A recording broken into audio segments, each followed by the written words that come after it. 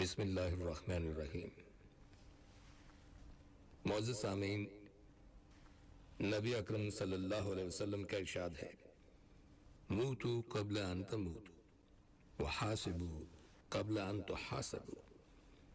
یہ ایک حدیث ہے جس کا لفظی ترجمہ یہ ہے کہ مرنے سے پہلے مرو اور قیامت کے روز جو حساب و کتاب ہونا ہے اس سے پہلے اپنا حساب اور اپنا جائزہ لو۔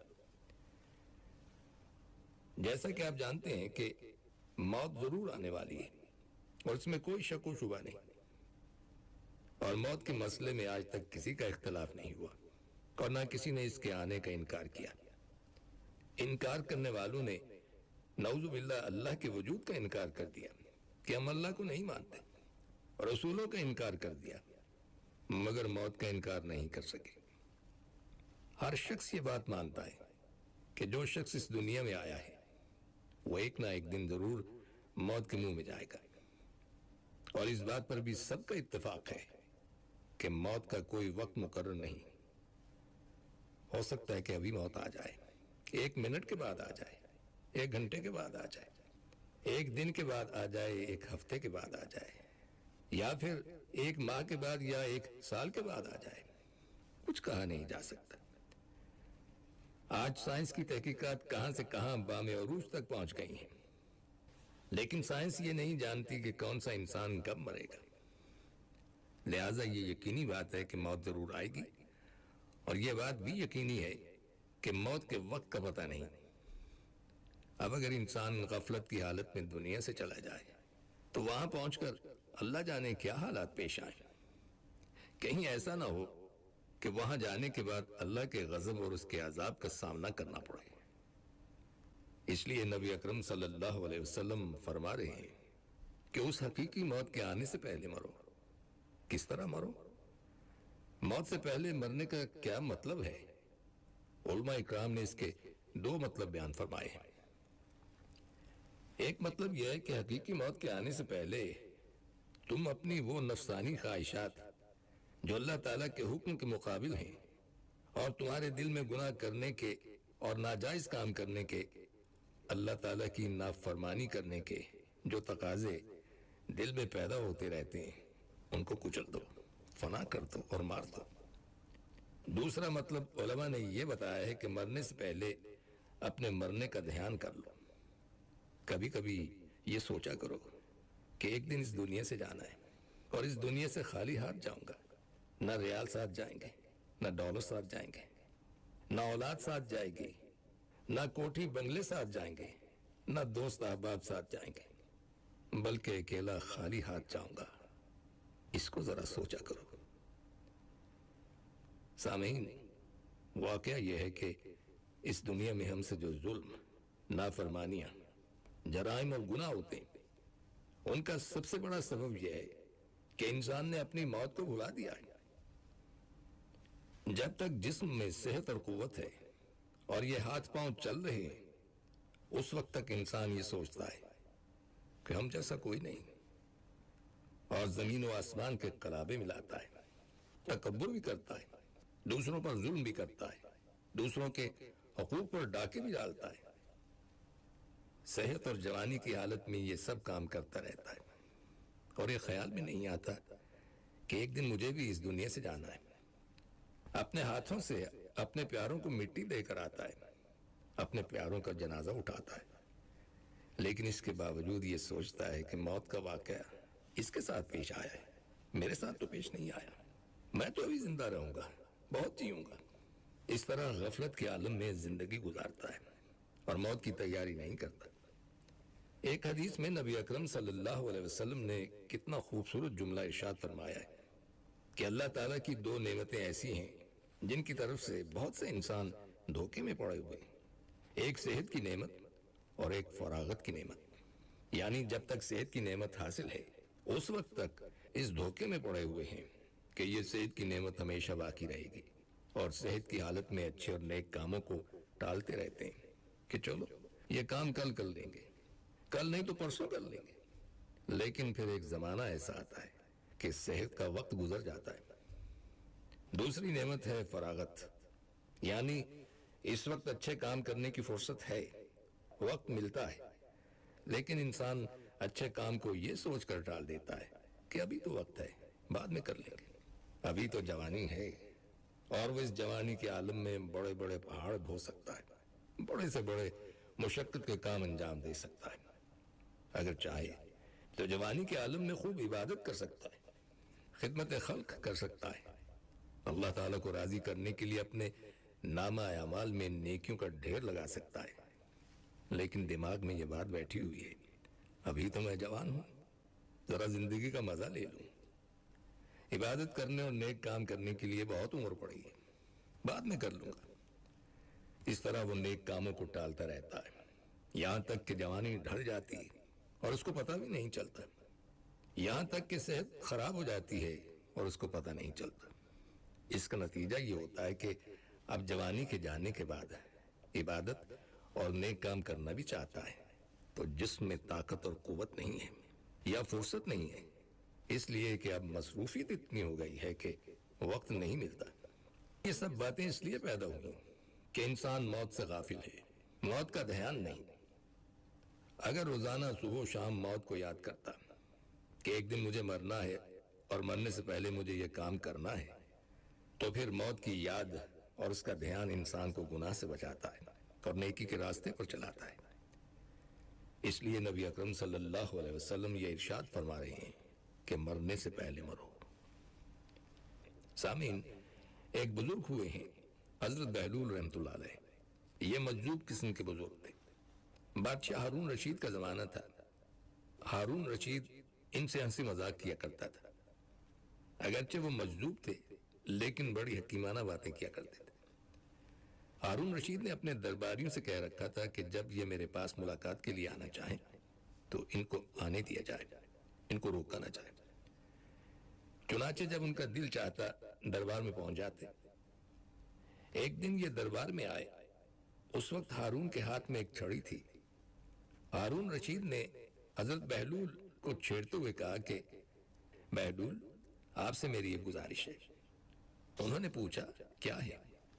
ہارون رشید نے کہا کہ میں آپ کو یہ چھڑی بطور امانت کے دیتا ہوں، اور دنیا کے اندر آپ کو اپنے سے زیادہ کوئی بے وقوف آدمی ملے اس کو یہ چھڑی میری جانب سے ہدیہ دے دینا۔ بہلول نے کہا بہت اچھا۔ یہ کہہ کر انہوں نے چھڑی رکھ لی۔ بادشاہ نے بطور مذاق کے چھیڑ چھاڑ کی تھی اور بتانا یہ مقصود تھا کہ دنیا میں تم سے زیادہ بے وقوف کوئی نہیں ہے۔ بہرحال بہلول وہ چھڑی لے کر چلے گئے۔ اس واقعے کو کئی سال گزر گئے۔ ایک روز بہلول کو یہ پتا چلا کہ ہارون رشید بہت سخت بیمار ہیں اور بستر سے لگے ہوئے اور علاج ہو رہا ہے، لیکن کوئی فائدہ نہیں ہو رہا۔ وہ بادشاہ کی عیادت کے لیے پہنچ گئے اور پوچھا کہ امیر المومنین کیا حال ہے؟ بادشاہ نے جواب دیا کہ حال کیا پوچھتے ہو، سفر درپیش ہے۔ بہلول نے پوچھا کہاں کا سفر درپیش ہے؟ بادشاہ نے جواب دیا کہ آخرت کا سفر درپیش ہے، دنیا سے اب جا رہا ہوں۔ بہلول نے سوال کیا کہ کتنے دن میں واپس آئیں گے؟ ہارون نے کہا کہ بھائی یہ آخرت کا سفر ہے، اس سے کوئی واپس نہیں آیا کرتا۔ بہلول نے کہا اچھا آپ واپس نہیں آئیں گے تو آپ نے سفر کے راحت اور آرام کے انتظامات کے لیے کتنے لشکر اور فوجی آگے بھیجے ہیں؟ بادشاہ نے جواب میں کہا تم پھر بے وقوفی والی باتیں کر رہے ہو، آخرت کے سفر میں کوئی ساتھ نہیں جایا کرتا، نہ باڈی گارڈ جاتا ہے، نہ لشکر، نہ فوج اور نہ سپاہی جاتا ہے، وہاں تو انسان تنہا ہی جاتا ہے۔ بہلول نے کہا اتنا لمبا سفر لیکن آپ نے کوئی فوج اور لشکر نہیں بھیجا، حالانکہ اس سے پہلے آپ کے جتنے سفر ہوا کرتے تھے ان میں انتظامات کے لیے آگے سفر کا سامان اور لشکر جایا کرتا تھا، اس سفر میں کیوں نہیں بھیجا؟ بادشاہ نے کہا کہ نہیں، یہ سفر ایسا ہے کہ اس سفر میں کوئی لاؤ لشکر اور فوج نہیں بھیجی جاتی۔ بہلول نے کہا بادشاہ سلامت، آپ کی ایک امانت بہت عرصے سے میرے پاس رکھی، وہ ایک چھڑی ہے۔ آپ نے فرمایا تھا کہ مجھ سے زیادہ کوئی بے وقوف تمہیں ملے تو اس کو دے دینا۔ میں نے بہت تلاش کیا لیکن مجھے اپنے سے زیادہ بے وقوف آپ کے علاوہ کوئی نہیں ملا، اس لیے کہ میں یہ دیکھا کرتا تھا کہ اگر آپ کا چھوٹا سا بھی سفر ہوتا تھا تو مہینوں پہلے سے اس کی تیاری ہوا کرتی تھی، کھانے پینے کا سامان، خیمے، لاؤ لشکر، باڈی گارڈ، سب کچھ پہلے سے بھیجا جاتا تھا۔ اور اب یہ اتنا لمبا سفر جہاں سے واپس بھی نہیں آنا ہے، اس کے لیے کوئی تیاری نہیں ہے۔ آپ سے زیادہ دنیا میں کوئی بے وقوف نہیں ملا، لہذا آپ کی یہ امانت آپ کو واپس کرتا ہوں۔ یہ سن کر ہارون رشید رو پڑا اور کہا، بہلول، تم نے سچی بات کہی، ساری عمر ہم تم کو بے وقوف سمجھتے رہے، لیکن حقیقت یہ ہے کہ حکمت کی بات تم نہیں کہی۔ واقعتاً ہم نے اپنی عمر ضائع کر دی اور اس آخرت کے سفر کی کوئی تیاری نہیں کی۔ سامعین، در حقیقت حضرت بہلول رحمۃ اللہ علیہ نے جو بات کی وہ حدیثی کی بات ہے۔ اس حدیث میں نبی اکرم صلی اللہ علیہ وسلم نے ارشاد فرمایا کہ عقل مند کون ہوتا ہے؟ آج کی دنیا میں عقل مند اس شخص کو کہا جاتا ہے جو مال کمانا خوب جانتا ہو، دولت کمانا اور ریال سے ریال بنانا خوب جانتا ہو، دنیا کو بے وقوف بنانا خوب جانتا ہو۔ لیکن اس حدیث میں نبی اکرم صلی اللہ علیہ وسلم نے فرمایا کہ عقل مند انسان وہ ہے جو اپنے نفس پر قابو رکھے اور نفس کی ہر خواہش کے پیچھے نہ چلے، بلکہ اس نفس کو اللہ کی مرضی کے تابع بنائے اور مرنے کے بعد کے لیے تیاری کرے۔ ایسا شخص عقل مند ہے۔ اگر یہ کام نہیں کرتا تو بے وقوف ہے کہ ساری عمر فضولیات میں گنوا دی اور جس جگہ ہمیشہ رہنا ہے وہاں کی کچھ تیاری نہیں کی۔ جو بات حضرت بہلول رحمۃ اللہ علیہ نے ہارون رشید کے لیے کہی، اگر غور کیجئے تو یہ بات ہم میں سے ہر شخص پر صادق آ رہی ہے، اس لیے کہ ہم میں سے ہر شخص کو دنیا میں رہنے کے لیے ہر وقت یہ فکر سوار رہتی ہے کہ مکان کہاں بناؤں، دبئی میں بناؤں یا اسلام آباد، لاہور یا دلی یا ممبئی میں بناؤں، کس طرح کا مکان بناؤں، اس میں کیا کیا راحت و آرام کی اشیاء جمع کروں۔ اگر دنیا میں کہیں سفر پر جاتے ہیں تو کئی دن پہلے سے بکنگ کراتے ہیں، کہیں ایسا نہ ہو کہ بعد میں سیٹ نہ ملے، کئی دن پہلے سے اس سفر کی تیاری شروع ہو جاتی ہے۔ جس جگہ پہنچنا ہے وہاں پر پہلے سے اطلاع دی جاتی ہے، ہوٹل کی بکنگ کرائی جاتی ہے، پہلے سے یہ سب کام کیے جاتے ہیں اور سفر صرف 3 دن کا ہوتا ہے۔ لیکن جس جگہ ہمیشہ کے لیے رہنا ہے، جہاں کی زندگی کی کوئی انتہا نہیں ہے، اس کے لیے یہ فکر نہیں کہ وہاں مکان کیسا بناؤں، وہاں کے لیے کس طرح بکنگ کراؤں۔ نبی اکرم صلی اللہ علیہ وسلم فرما رہے ہیں کہ عقل مند شخص وہ ہے جو مرنے کے بعد کے لیے تیاری کرے، ورنہ وہ بے وقوف ہے، چاہے وہ کتنا ہی بڑا مالدار اور سرمایہ دار کیوں نہ بن جائے۔ اور آخرت کی تیاری کا راستہ یہ ہے کہ موت سے پہلے موت کا دھیان کرو کہ ایک دن مجھے اس دنیا سے جانا ہے۔